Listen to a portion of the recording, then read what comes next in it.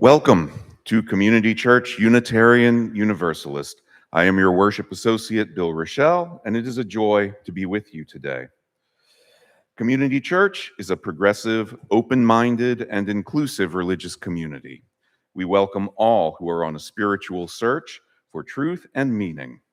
Ours is a faith in action as we do the work of social justice and elevate compassion in our quest to live ethically, recognizing the inherent worth and dignity of every being. Please look to your weekly email for announcements. And I believe we have one special announcement this morning from Sean.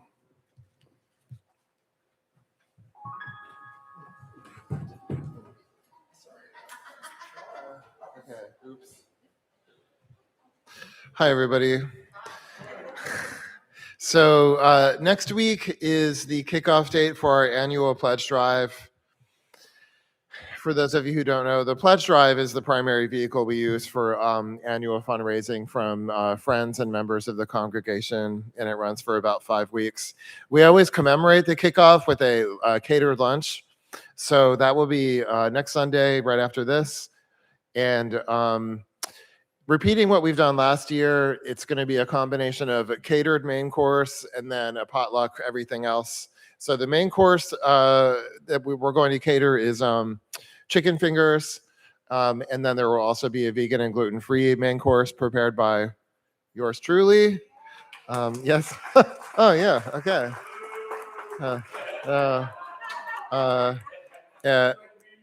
That'll be a pasta dish. Gluten-free and vegan, as I repeat, for the special diet folks, of which I am a member. So anyhow, the announcement is there's a sign-up board in the fellowship hall here where you can put your name down to bring a side item or dessert, etc. We could use on the sign-ups a vegetable or other kind of side like that, as well as another dessert. So come one, come all, everybody is welcome. So members, friends, visitors, just passing through, young and old. Thank you.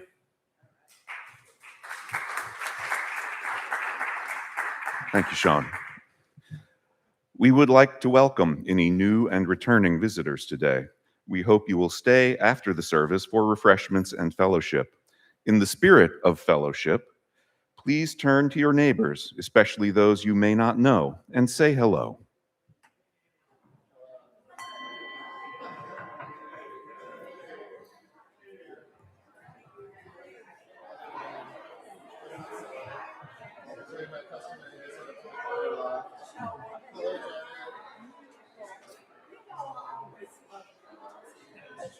Hello, Alan.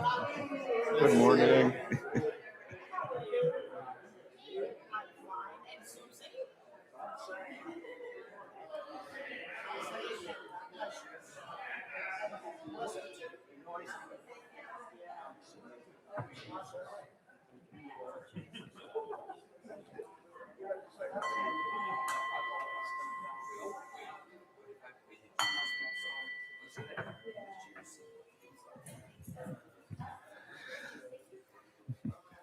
We are delighted to welcome our own Jim O'Neill to our pulpit today.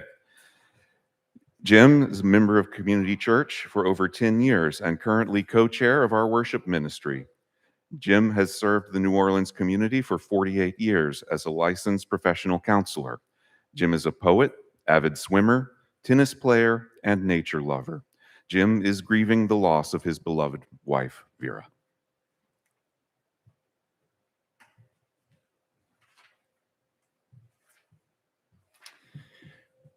Good to be with you this morning. I'm particularly grateful to thank you for your love and support with my surgery. And as you can see, I'm recovering well.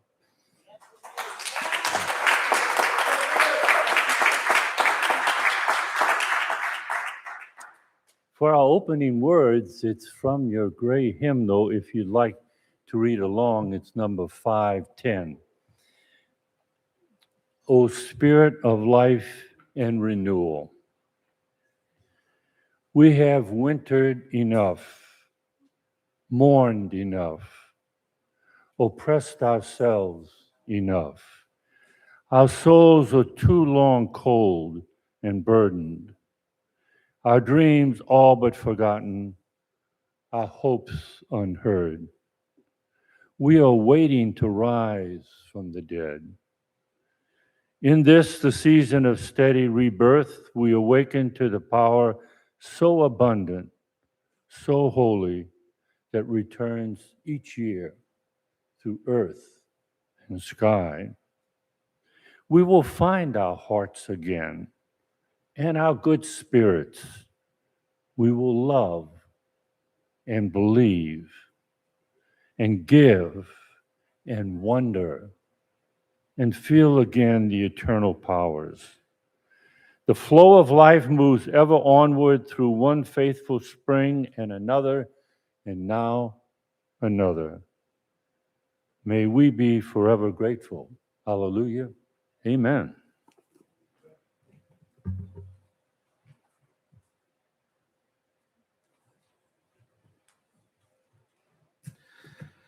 It is our ritual to light a chalice invoking hope and eternal truth to our worship. Please join us in singing the words of chalice lighting printed in your order of service.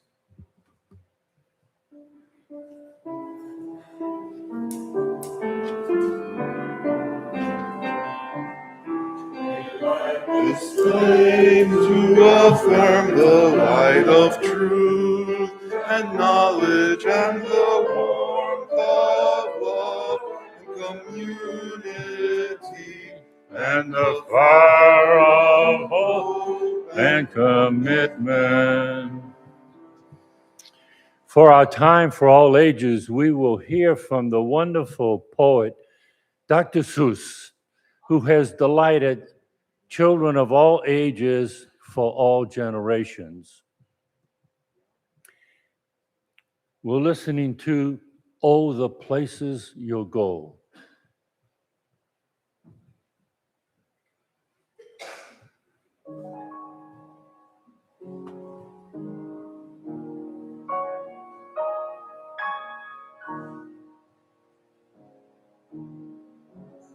Gather around, everyone.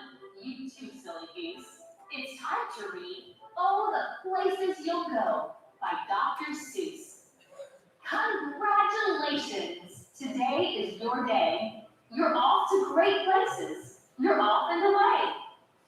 You have brains in your head. You have feet in your shoes. You can steer yourself any direction you choose. You're on your own, and you know what you know. And you are the kid who'll decide where to go.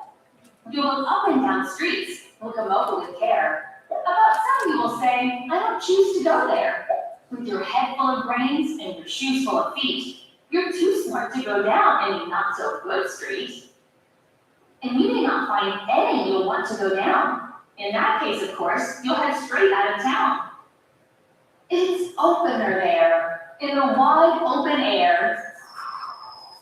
Out there things can happen, and frequently do, to people as brainy and footsie as you. And when things start to happen, don't worry, they'll stew. Just go right along, you'll start happening too. Oh, the places you'll go. You'll be on your way up, you'll be seeing great sights. You'll join the high flyers who soar to high heights. You won't lag behind because you'll have the speed. You'll pass the whole gang, and you'll soon take the lead. Wherever you fly, you'll be the best of the best. Wherever you go, you will top all the rest. Except when you don't, because sometimes you won't. I'm sorry to say so, but sadly it's true that bang-ups and hang-ups can happen to you. You can get all hung up in a prickly perch, and your day will fly on. You'll be left in the lurch. You'll come down from the lurch with an unpleasant bump, and the chances are then that you'll be in a slump. And when you're in a slump, you're not in for much fun. Unslumping yourself is not easily done. You will come to a place where the streets are not marked. Some windows are lighted, but mostly they're dark. A place you can sprain both your elbow and chin. Do you dare to stay out? Do you dare to go in? How much much can you lose? How much can you win? And if you go in, should you turn left or right? Or right and 3/4? Or maybe not quite? Or go around back and sneak in from behind? Simple it's not, I'm afraid you will find, for a mind maker-upper to make up his mind. You can get so confused that you'll start into race down long, wiggled roads at a breakneck pace, and ride on for miles across weirdish and wild space, headed on fear toward a most useless place, the waiting place. For people just waiting, waiting for a train to go, or a bus to come, or a plane to go, or the mail to come, or the rain to go, or the phone to ring, or the snow to snow, or waiting around for a yes or no, or waiting for their hair to grow. Everyone is just waiting. Waiting for the fish to bite, or waiting for the wind to fly a kite, or waiting around for Friday night, or waiting, perhaps, for their Uncle Jake, or a pot to boil, or a better break, or a string of pearls, or a pair of pants, or a wig with curls, or another chance. Everyone is just waiting. No, that's not for you. Somehow you'll escape all that waiting and staying. You'll find the bright places where both bands are playing. With banner flip-flopping, what's more, you'll ride high, ready for anything under the sky. Ready because you're that kind of guy. Oh, the places you'll go. There's fun to be done. There are points to be scored. There are games to be won. And the magical things you can do with that ball will make you the winningest winner of all. Fame. You'll be famous as famous can be, with the whole wide world watching you win on TV. Except when they don't, because sometimes they won't. I'm afraid that sometimes you'll play lonely games too. Games you can't win, because you'll play against you. All alone, whether you like it or not. Alone will be something you'll beat quite a lot. And when you're alone, there's a very good chance you'll meet things that scare you right out of your pants. There are some down the road between hither and yon that can scare you so much you won't want to go on. But on you will go, though the weather be foul. On you will go, where your enemies prowl. On you will go, where the hackman-cracks howl. Onward up many a frightening creek, where your arms may get sore and your sneakers may leak. On and on you will hike, and I know you'll hike far and face up to your problems, whatever they are. You'll get mixed up, of course, as you already know. You'll get mixed up with many strange birds as you go. So be sure when you step with care and great tact, and remember that life's a great balancing act. Just never forget to be dexterous and deft, and never mix up your right foot with your left. And will you succeed? Yes, you will indeed. 98 3/4% guaranteed. Kid, you'll move mountains. So, be your name Buckspot or Bixby or Bray or Mordecai, Alley, Van Allen, O'Shea. You're off to great places. Today is your day. Your mountain is waiting. So, get on your way. Isn't reading fun? It's a great thing to do. Now, let's play a game or two. Can you spot the difference in these pictures you see?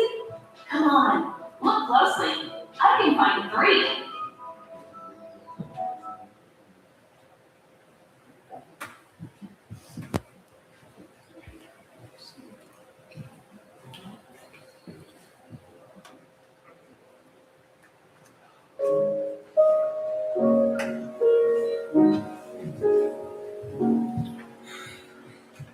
Let's sing out to children wherever they are. It's in your order of service. Peace, go now in peace. May the spirit of love surround you everywhere, everywhere you may go.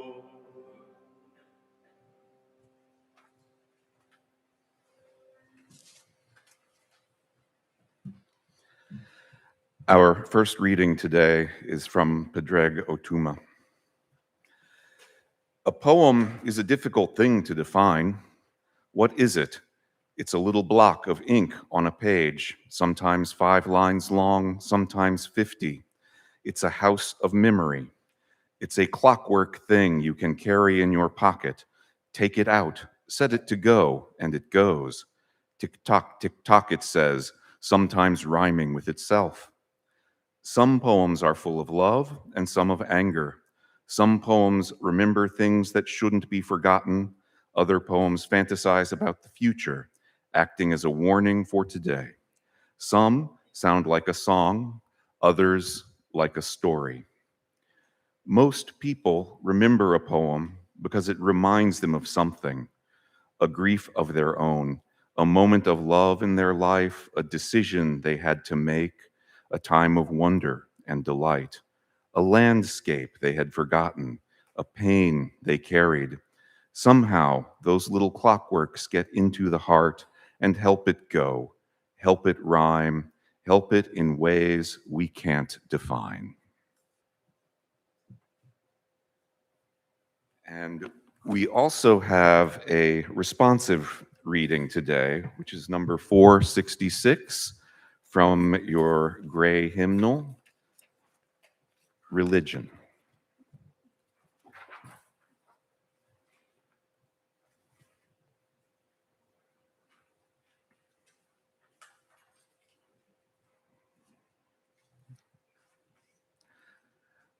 Let religion be to us life and joy.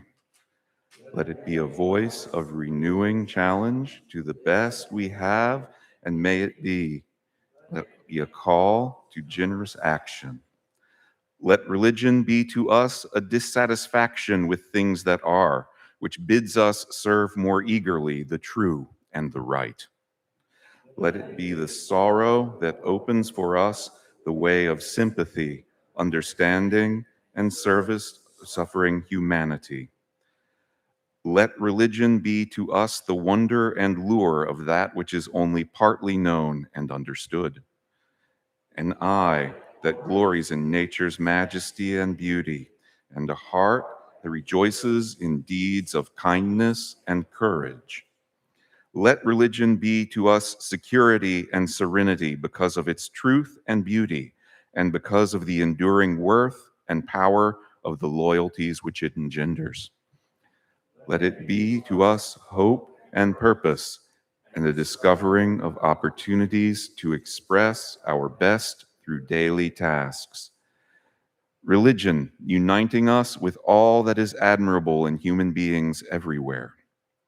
Holding before our eyes a prospect of the better life for humankind, which each may help to make actual.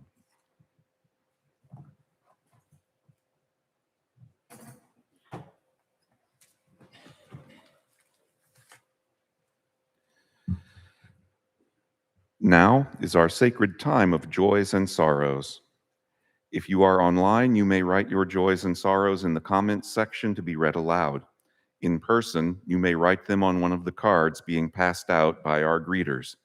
Please remain seated as we sing hymn number 1008, When Our Heart is in a Holy Place.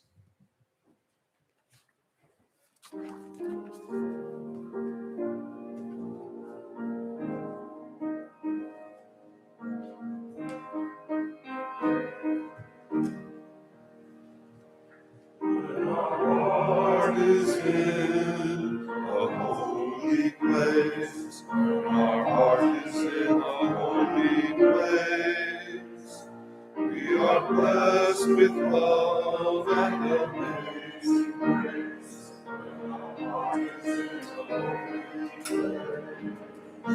When we trust the wisdom in each of us, every moment, every freedom find. When we see our faces in each other's arms, then our heart is in a holy place. When our heart is in a holy place. Your heart is in a holy place. We We are blessed with love and amazing grace, and our heart is in a holy place.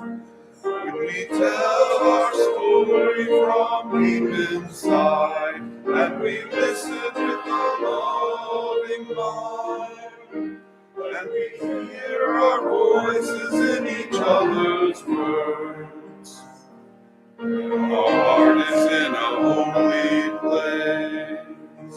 When our heart is in a holy place, when our heart is in a holy place, we are blessed with love and amazing grace. When our heart is in a holy place, when we share the silence of sacred space, and the God of our hearts stirs within, and we feel the power of each other's faith, then our heart is in a holy place. When our heart is in a holy place, when our heart is in a holy place, we are blessed with love and amazing grace. When our heart is in a holy place, when our heart is in a holy place.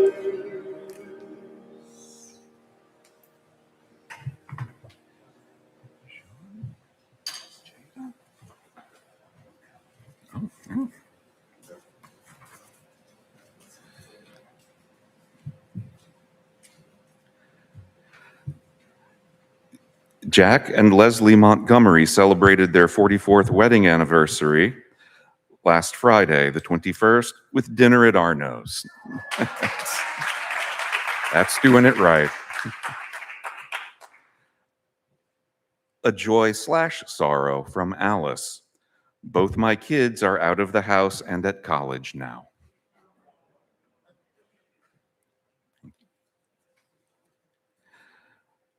From Jackie, a joy. Jim is in the pulpit. And also a sorrow. A wonderful friend, Ann Scholl, passed away yesterday at 99 years young.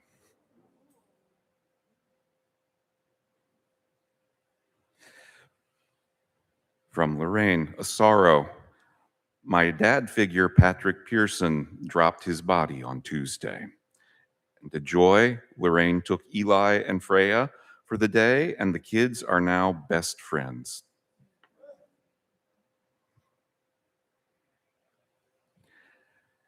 After months of learning advanced political theory, a new revolutionary chapter has been constituted in Louisiana. From Jada, my brother Matt is flying to Hawaii to work on a cruise ship for 5 months.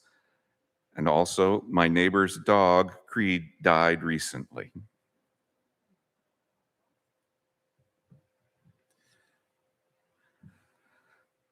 A joy. Today is the 26th anniversary of the day Marilyn and I accompanied our oldest nephew, his wife, and his 4-year-old daughter to Wuhan, China, and acquired our beloved adoptive niece, Alyssa, AKA the Incredible Ping. We call it Sister Day in our family. From Alan.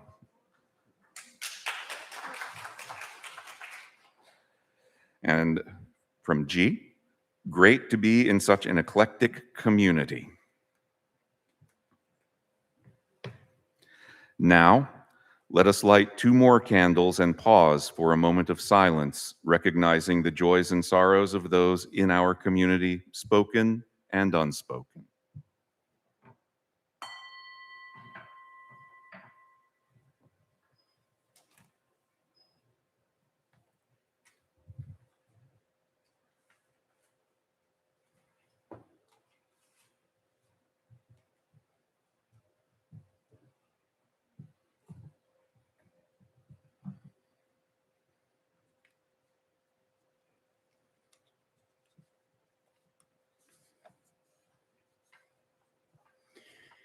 Our second reading today is from Goethe, entitled Until One is Committed. Until one is committed, there is hesitancy, the chance to draw back, always ineffectiveness. Concerning all acts of initiative and creation, there is one elementary truth, the ignorance of which kills countless ideas and splendid plans. That the moment one definitely commits oneself, then providence moves too. All sorts of things occur to help one that would never otherwise have occurred. A whole stream of events issues from the decision, raising in one's favor all manner of unforeseen incidents and meetings and material assistance, which no man could have dreamed would have come his way. Whatever you can do or dream you can, begin it. Boldness has genius, power, and magic in it. End of the reading.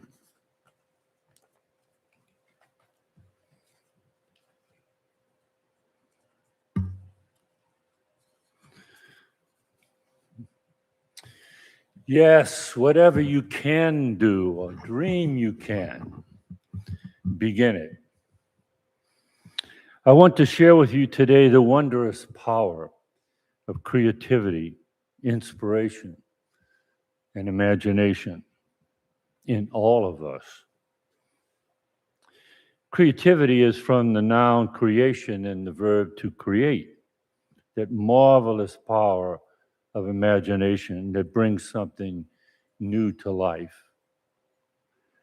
We who are parents know what it's like to participate in the creation of a human being. All of us have the power every day to create a new day or collaborate with others in creating something new. Inspiration flows from the word spirit, being in the spirit, as we sang our opening song. Every time I feel the spirit, I will pray. While for some, prayer has a negative history, what I suggest that prayer means, whether or not you believe in God, prayer means we surrender our ego arrogance, that we know all we need to know, that we are in control of our life. We surrender those illusions and open ourselves to the mysterious powers within us, others, and in our universe. Creativity and inspiration have many manifestations in art, music, architecture, scientific discoveries, inventions. But particularly today, I want to talk with you about the inspiration and creativity in poetry. As our reading from Patrick O'Toole, the Irish poet, shared, poetry is hard to define. It's not just words on a page, it's a powerful form of expression that touches the heart, moves the spirit, and connects us to one another and to mystery in profound ways. JFK said, when power leads man towards arrogance, poetry reminds him of his limitations. When power corrupts, poetry cleanses. Mary Oliver shared, poetry is a life-cherishing force. Fires for the cold, ropes let down to the lost, something as necessary as bread in the pockets of the hungry. Novalis tells us, Poetry heals the wounds inflicted by reason. Well, I am what might be called a reluctant poet. I never set out to be a poet. I did not study poetry. But about 35 years ago, I attended a retreat of the New Orleans Men's Circle. It's entitled a mytho-poetic retreat. Okay? So the mytho part of that means in every retreat that I've been to over the last 35 years, there is a mythical story. Now, not mythical in the sense that our culture says it's a myth, which means what? It's false. The true meaning of myth, as Joseph Campbell describes, and the power of myth, is that we need all of us to have a myth that guides our life.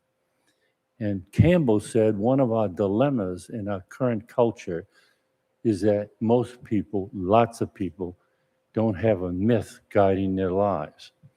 And so we see the consequences when we don't have something to guide us that makes us clear about our moral, spiritual responsibilities to one another and to the universe. Campbell suggested that the only viable myth now is the one of our universe and our place in it. In addition to a mythical story, those retreats that I went to invited men to share poetry and write our own poetry. And that's all the invitation that my soul needed to begin writing poetry. Recently, when I was leading a writing workshop, I was asked how to access one's creativity. I offered the metaphor of going to a well. We don't typically go to a well, but you know what that's like, okay? So if you go to a well and you see an empty bucket, well, then you drop the bucket into the well. And if it goes down 5 feet and there's no water, it goes down 10 feet and there's no water, you may judge there's no water. But if you drop it deep enough, okay, you get to the living, creative stream that is in all of us.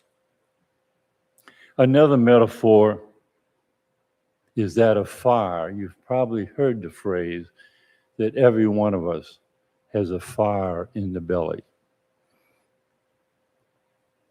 That image inspired this particular poem called Poetic Fire. It is said that in each of us, there's a fire in our belly, a fire of passion, a fire of warmth, an urgent fire of feeling. It burns quietly deep within until a volcanic-like eruption that we call poetry.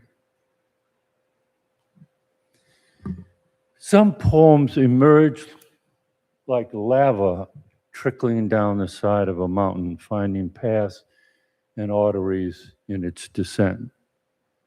Other poems send fires and ashes high in the sky, leaving a cloud of feeling drifting for miles. Occasionally, my poems erupt like the explosion that blew off the side of Mount St. Helens. In those poems, the passion is so strong, it cannot be contained and needs powerful expression. We live in a very rational culture that invites us, tells us to live in our heads. But our hearts need emotional expression. And for many, poetry and song tap into that deep well of feeling and allow feelings to flow. In my work as a psychotherapist, I see people sometimes who feeling life is dammed up, causing the flow of their life to shut down. Some are afraid of their dammed up feelings, as if they fear the dam will break and an overwhelming flood of feeling will drown them. Sometimes people come in to see me so flooded with feeling They need a safe relationship to sort them out. For some whose feelings are dammed up, my work is to help open up a small channel of feeling at first to safely let their feelings begin flowing again. Some are afraid of the anger, like it's too dangerous. But anger comes from hurt, and if properly directed in assertive ways, can positively improve our lives and relationships. Some, because of past trauma, have their feelings frozen in fear and need the safety of a therapeutic relationship to allow frozen feelings to thaw out and surface. Once the feelings begin to flow, some vitality and creativity can emerge. My sharing with you today is an invitation for each of you to recognize and welcome your creative energy in whatever form it wants to take. As Alicia shared in her sermon weeks ago, all of us are called to our own hero's journey, the great adventure of discovering our full and unique and authentic self, and then offering that gift to the world. One of the joys of being in this community is that we welcome all the creative gifts in each other and invite and encourage the expression of those gifts, whether that be in song, poetry, inspirational sharing, leadership, wisdom, generosity, caregiving and healing, or justice ministry. It's not unusual for one piece of poetry to touch a person's life in a way that opens up a flow of creative energy and feeling. Perhaps a favorite song or poem is in your mind right now. I think of 6 ways that poetry gives voice to our humanity and creativity. Number 1, poetry inspires. Poetry has the unique ability to spark hope and courage when we feel weak. It does that through vivid imagery and heartfelt emotion. Poems can ignite our inner strength and remind us of the promises of faith and the possibilities of life. Some examples. Some may think they never read poetry, but every time they listen to a song that touches or inspires, they're in the world of poetry. Or think of the Psalms in the Bible, where words inspire trust in God's presence and providence, even amidst trials. Many of our UU songs are poetic songs that comfort and inspire us to be our most authentic selves. Weeks ago, Reverend Jane shared the inspirational songs of the Beatles. Yes, help, and I get by with a little help from my friends. And then, of course, John Lennon in the song Imagine invites us to envision creating a world of love and peace. You may say he was a dreamer, but he's not the only one. His song lives on in many of us. Number 2, poetry laments. Poetry also gives voice to sorrow, grief, and pain that we sometimes cannot express in everyday conversation. It allows us to pour out our hearts and bring our suffering into the light. Haven't you seen or experienced yourself being solemn and composed at a funeral until a song of lament is sung and the tears begin to flow? Some examples are the Old Testament book of Lamentation. Many Black spirituals are poetic lamentations that help us mourn and seek comfort in the midst of loss and hardship. Remember the song, Sometimes I Feel Like a Motherless Child? or nobody knows the trouble I've seen. Those and other songs of lament usually trigger a flow of feeling in us. Number 3, poetry celebrates. Poetry celebrates the joy of life, love, friendship, nature, and the blessings we often take for granted. It invites us to pause and reflect and give thanks for the beauty that surrounds us. Examples of that are hymns and spiritual songs which use poetic language to celebrate life's glory and grace. I think of Beethoven's Ode to Joy and some of our patriotic songs we sing on July 4th. And of course, everybody celebrates by singing Happy Birthday to You. Number 4, poetry protests and challenges and can be prophetic. Throughout history, poetry has been a powerful tool for protesting injustice. It gives voice to those who suffer oppression and calls communities to righteousness and change. Some examples.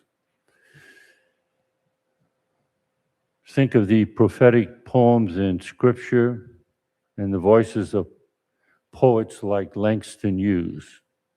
Remember his brief poem, Harlem? I'll share it with you today. What happens to a dream deferred? Does it dry up like a raisin in the sun, or fester like a sore and then run? Does it stink like rotten meat, or crust and sugar over like a syrupy sweet? Maybe it just sags like a heavy load, or does it explode? His poem, written in 1951, was prophetic of the explosion of the civil rights movement. You may think of Maya Angelou, who spoke out against oppression and inequality in I Know Why the Caged Birds Sings. Some of you saw my poem, That's My Neighbor, which was published in The Advocate when I was protesting the ICE invasion of our New Orleans community. Recently, 21 New Orleans songwriters, my daughter included, produced and released the New Orleans Songwriters Protest album, all original songs of protest, which they then performed on July 4th, making a new declaration of independence, of tyranny.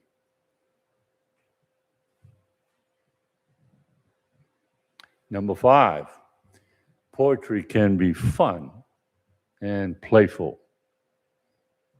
So I shared with you today Dr. Seuss's book, Oh, the Places You Go, because he's brought delight in all of his poems to so many of us. Who can forget The Cat in the Hat, The Grinch That Stole Christmas, or Green Eggs and Ham? Those books sparked children's imagination and invited them to play with words and language. Many children's also nursery rhymes have brought comfort to children for ages. My daughter Lisa so loved books and shows like Annie, she'd sing those songs for days, even weeks. It's no surprise now she teaches creative writing and is a singer-songwriter. So besides fun and being playful, number 6, poetry expresses awe and mystery. Poetry expresses the mysteries we cannot fully understand, the awe we feel before creation, the wonder of God's presence, and the questions of life's purpose. Many spiritual poems invite us to meditation and reverence, helping us connect with the divine in ways that ordinary words cannot. For example, Mary Oliver's poems take in the awe of creation. And then there's the poem of the 13th century Sufi Rumi, which inspires many to this very day. I'll share with you one of his very simple poems from Rumi. The breezes of dawn at dawn have secrets to tell you. Don't go back to sleep. You must ask for what you really want. Don't go back to sleep. People are going back and forth across the doorsill where the two worlds touch. The door is round and open. Don't go back to sleep.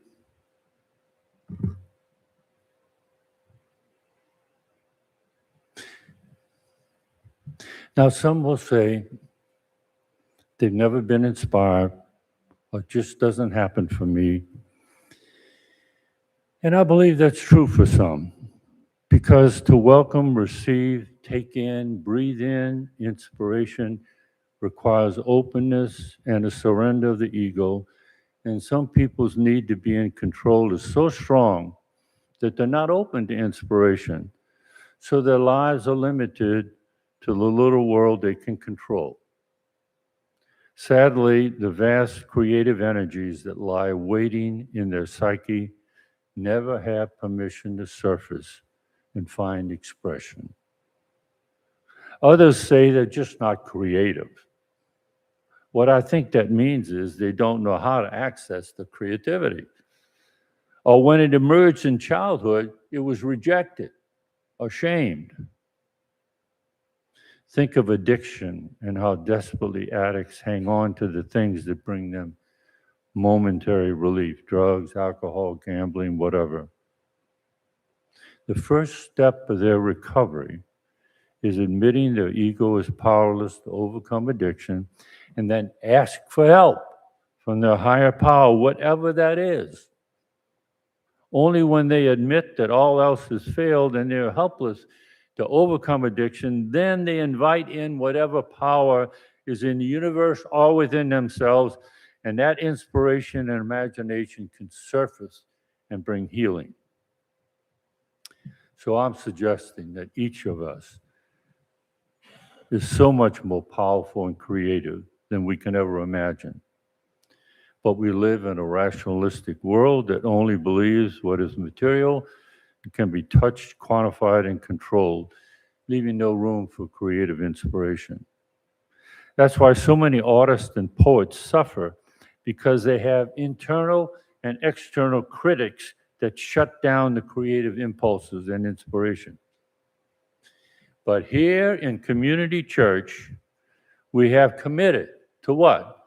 Acceptance of one another and encouragement to spiritual growth, and we affirm and promote the free and responsible search for truth and meaning. In other words, we're committed to welcoming creative inspiration in whatever form it comes.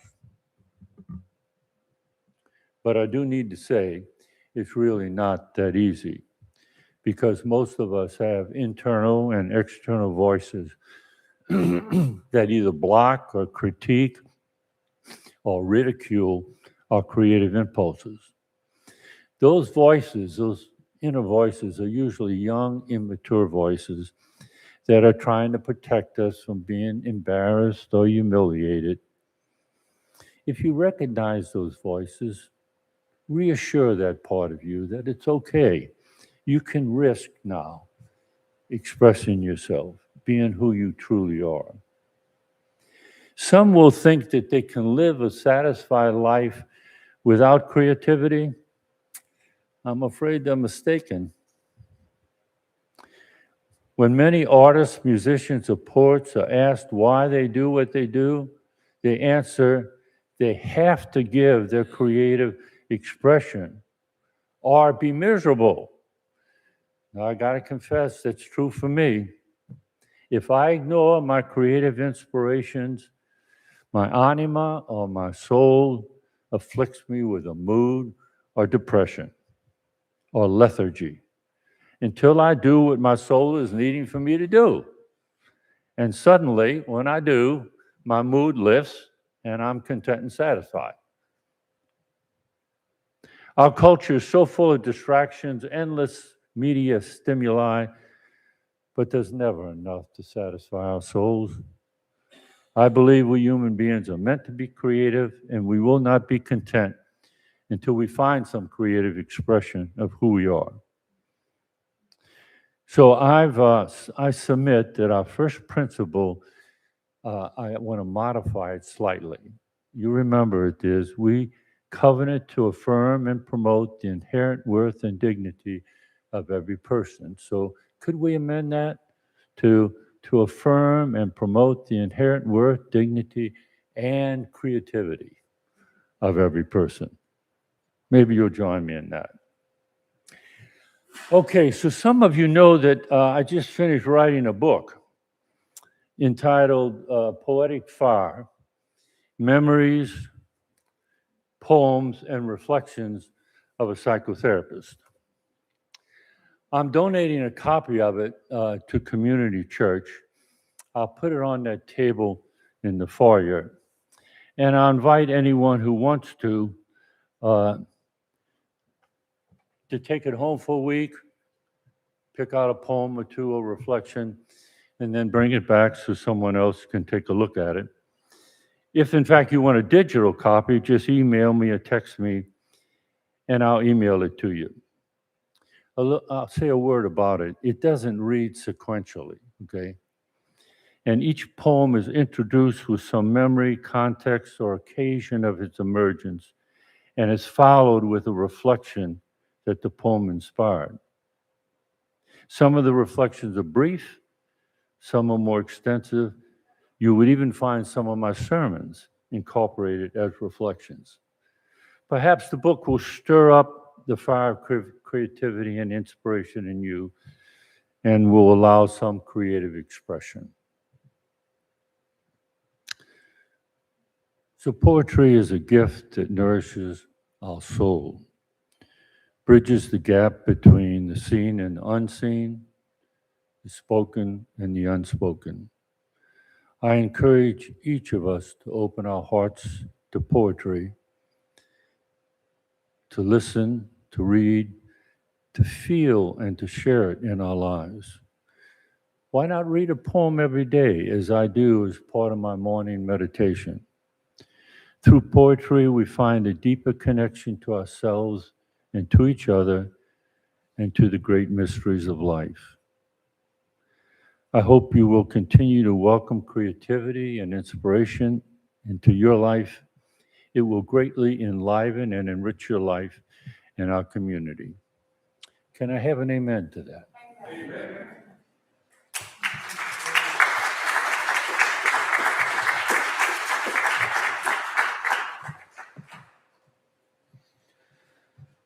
Community Church Unitarian Universalist is a self-sustaining congregation.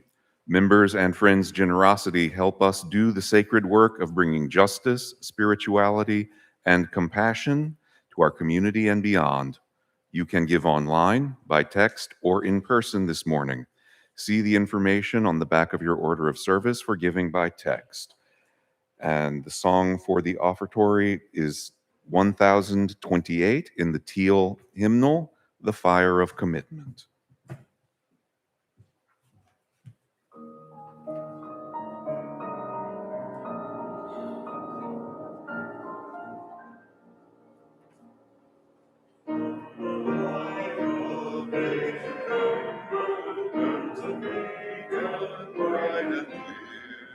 Guiding hands and hearts and spirits into grace and free from fear. And the fire of commitment sets our heart and soul ablaze. When our hunger and our passion to all on our way. When we live with deep assurance of the flame that burns within. Then our promise finds fulfillment, and our future can begin.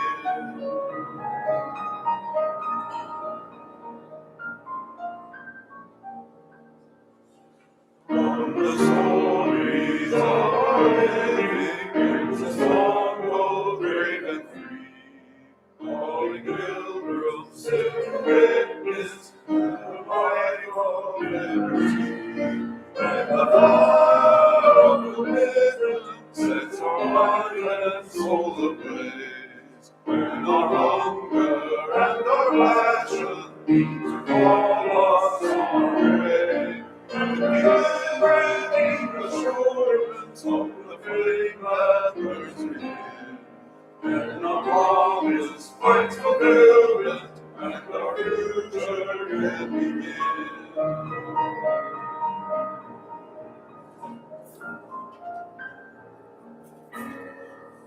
The dreams of youthful vision comes a new prophetic voice, which demands a deeper justice built by our glorious choice. When the fire of commitment sets our mind and soul ablaze, when our hunger and our passion need to call us on our way, and we live with deep assurance of the faith that burns within. And our promise finds fulfillment, and our future can begin.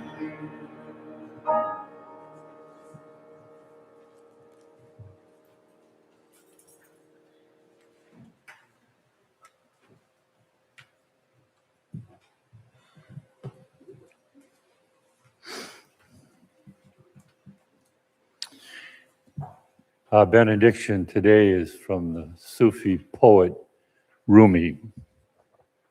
It's entitled The Guest House.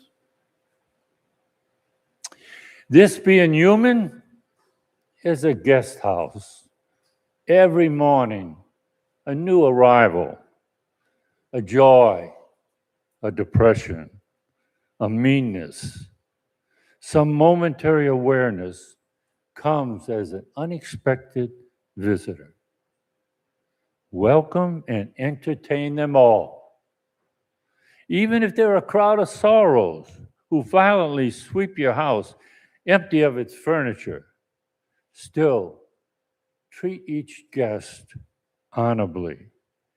He may be clearing you out for some new delight. The dark thought, the shame, the malice, meet them at the door laughing and invite them in. Be grateful for whoever comes, because each has been sent as a guide from beyond.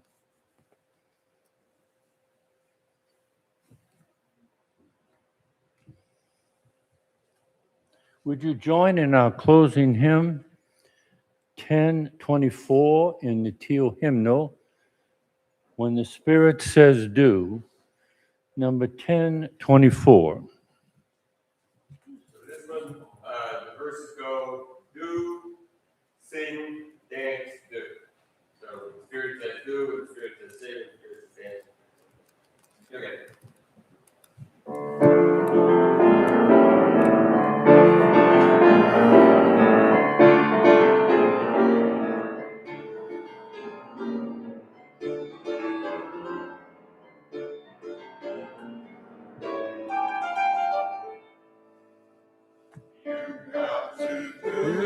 When the Spirit says do.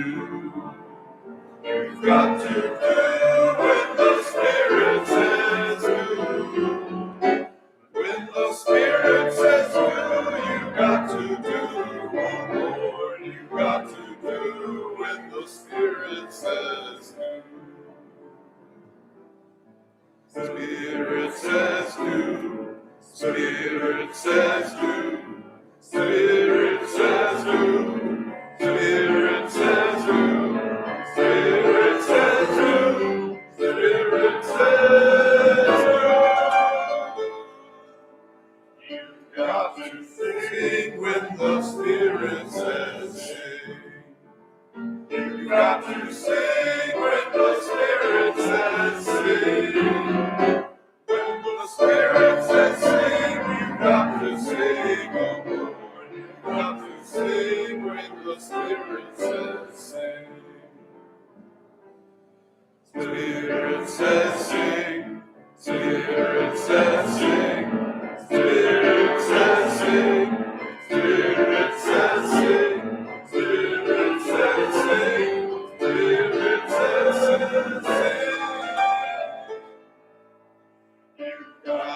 dance when the Spirit says dance. You've got to dance when the Spirit says dance. When the Spirit says dance, you've got to dance, oh Lord. You've got to dance when the Spirit says dance. Spirit says dance. Spirit says dance. Spirit says dance. Spirit says dance. Spirit says dance. Spirit says dance. You've got to do when the Spirit says do. You've got to do when the Spirit says do. When the Spirit says do, you've got to do, oh Lord. You've got to do when the Spirit says do. Spirit says do. Spirit says do. Spirit says do. Spirit says do. Spirit says do. Spirit says do. Spirit says do. Please remain standing as we sing the words of the chalice extinguishing. Extinguish the chalice here, that it might glow gently in our hearts. May it light your path as you leave this place. May it guide your way until we are together again.